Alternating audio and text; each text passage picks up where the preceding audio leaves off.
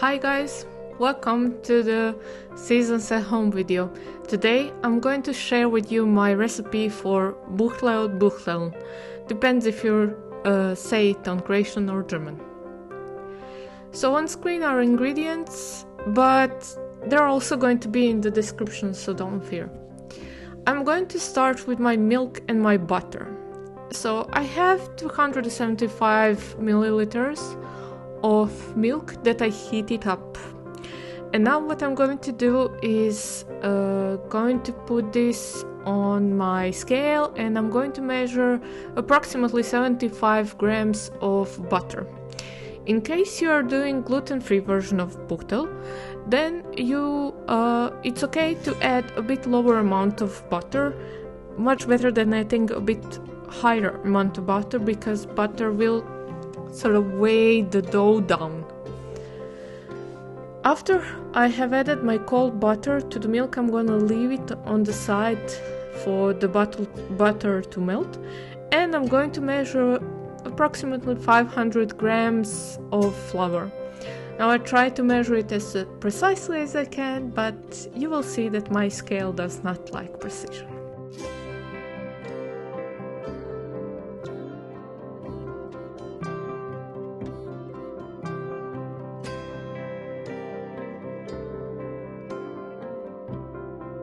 After this, I'm going to measure 50 grams of sugar. I'm using caster sugar, and I'm just going to measure top of my flour, because I'm going to first combine all of the dry ingredients and sugar into my bowl. And when I'm happy with my sugar content, I'm going to next add and measure my 60 grams of instant yeast. I'm using gluten-free instant yeast, so just make sure that in case you have any gluten issues that you use certified products. It turned out that I had exactly 6 grams of yeast, so I could have just dumped it all. Lastly, I'm going to add half a teaspoon of salt to my mixture. Now I'm going to transfer all of the dry ingredients to my mixer, and I'm going to just mix it on a low speed so that I make sure that everything is combined, and it also aerates the flour a bit. While my flour is aerating and mixing up, I'm just quickly going to mix my butter and my milk together so that the milk is now lukewarm and my butter is almost completely melted.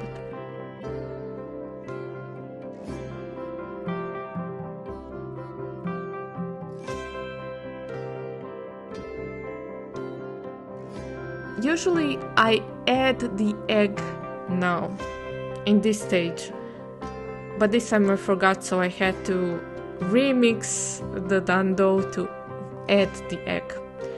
Not a smart thing. So, if you have added the egg, then proceed with adding a drop of lemon paste.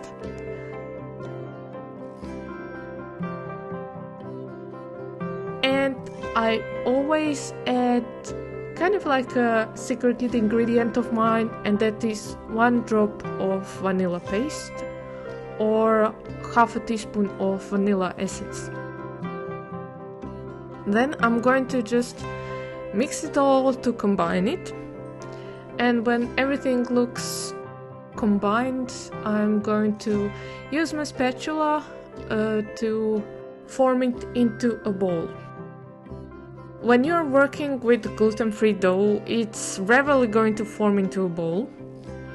You will have to use a bit higher amount of milk that you would use for the normal dough, and this dough will have to stay a bit longer for it to rise and also to hydrate properly. It takes a bit longer time for the gluten-free dough to hydrate than it would take for the non-gluten-free version. The same recipe can be done with the normal flour. You don't have to use gluten-free bread flour in this case, but you have to use less milk than for the gluten-free version. You would use 275 mils, whereas for normal version you would use 250 mils of milk.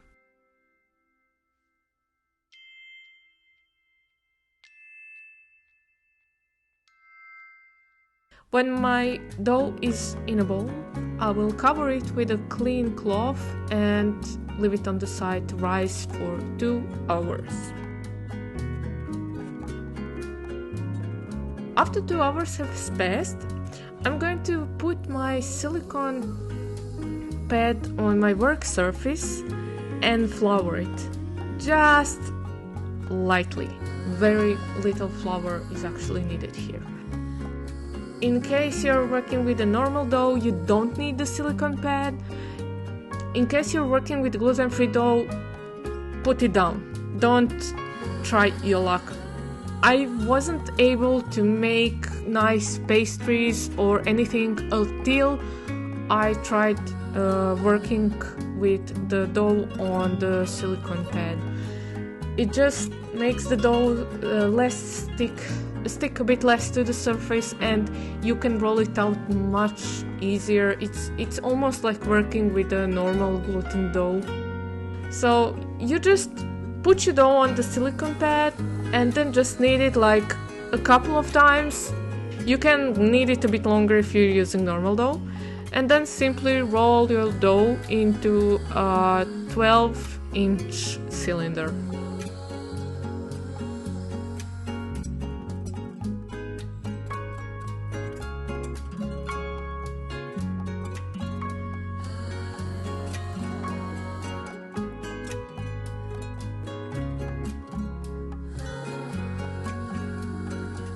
Next, I'm going to take bench scraper and I'm going to half my cylinder into 2 pieces. This silicone pad really does make this halving process super easy, because you can just see where you need to halve it. Now, I like them to be a bit smaller. It's my family's preference.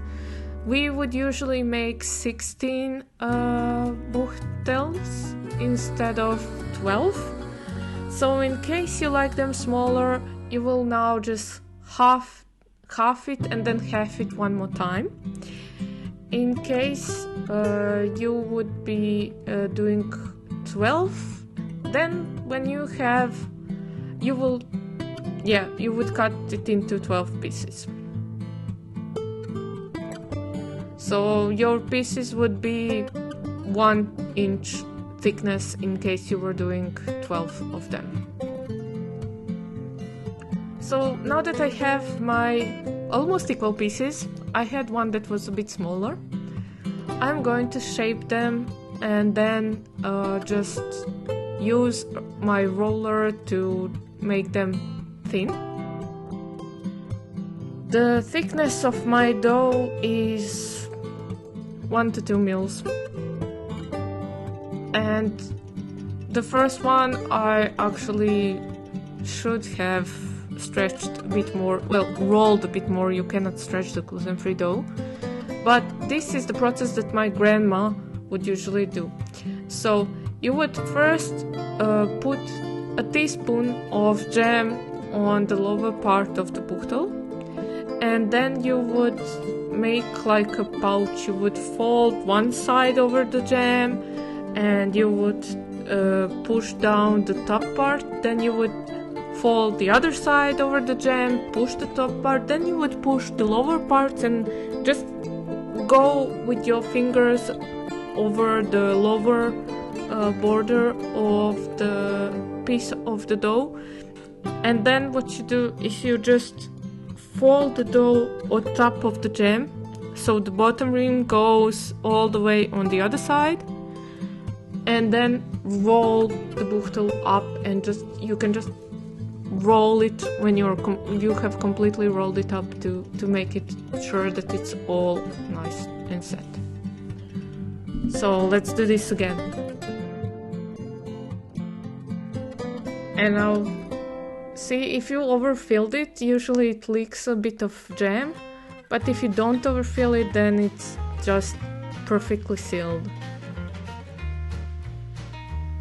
It does take a while for you to understand how much of jam you need to put on the size of the dough, but it's approximately 1 teaspoon of jam on this size. Even if you're working with 12 buhtels that are a bit bigger, you shouldn't put much more than 1 teaspoon. Maybe a teaspoon and just a tiny bit more.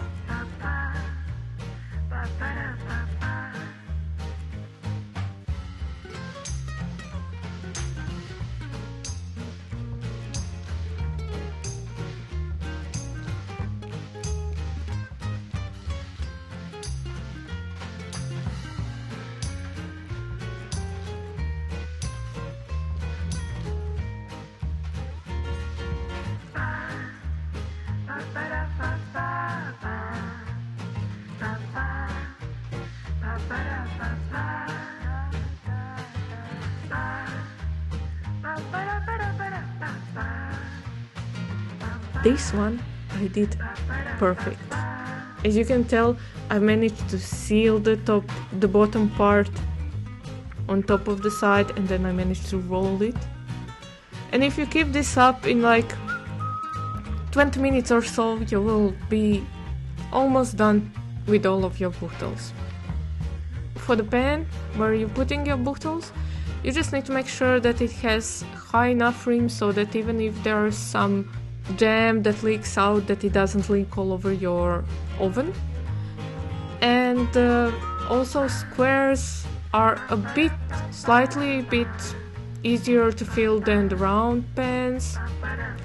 So if you have a square pan, then use that one. I don't have. By the end, I managed to see that I actually need to thin the outer edges of my dough just a little bit with my fingers before I fold them over. It made a more consistent rolling of the dough, and also the pouch was much better.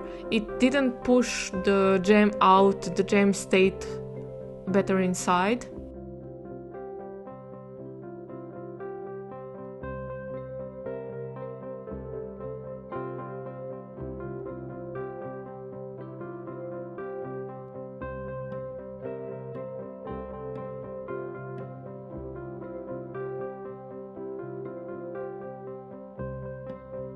And I'll just roll and roll it up a bit, and that's it. My buhtel is done. And the last one. Now the last one is the only one that actually broke. The rest of them all stayed, and I managed to do them quite nicely, but this one I made a mistake, and when working with gluten-free dough, you should not pull. And here I pulled on the sides too much, and I actually made a hole in my dough. Again, a teaspoon of jam on the bottom side. So towards me is bottom, on the other side is the top. And then fold it over, press it down, make sure that both a top of the jam is pressed down completely as well as the bottom. Then take the bottom, flop it over, again secure a pouch on the other side, and as you can see I messed up this one, and then roll, and that's it. That was my last one.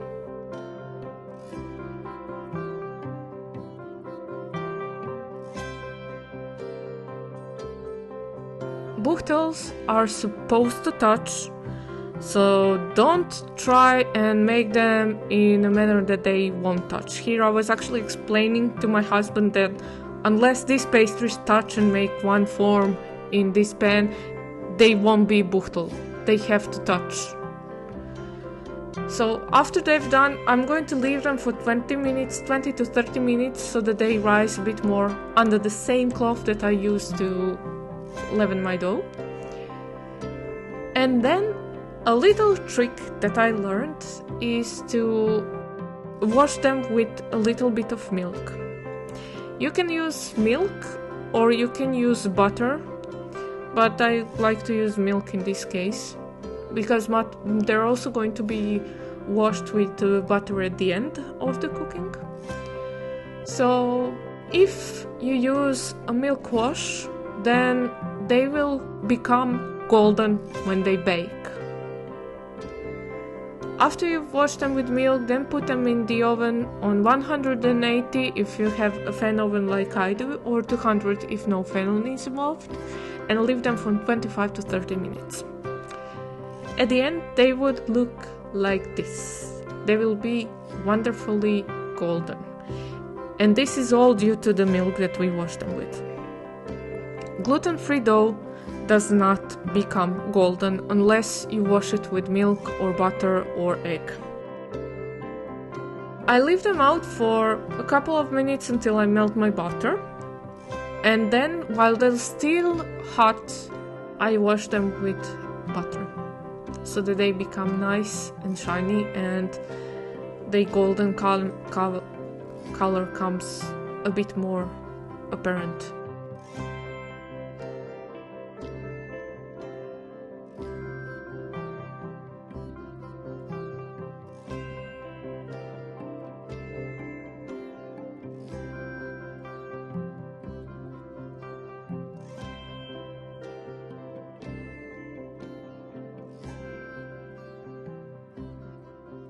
When I have washed them with butter, I leave them again to cool down a bit for about 10 minutes so that they're easier to handle, and then I transfer them all together on a serving dish. And the last step that my husband insisted on was to shake a little bit of powdered sugar atop.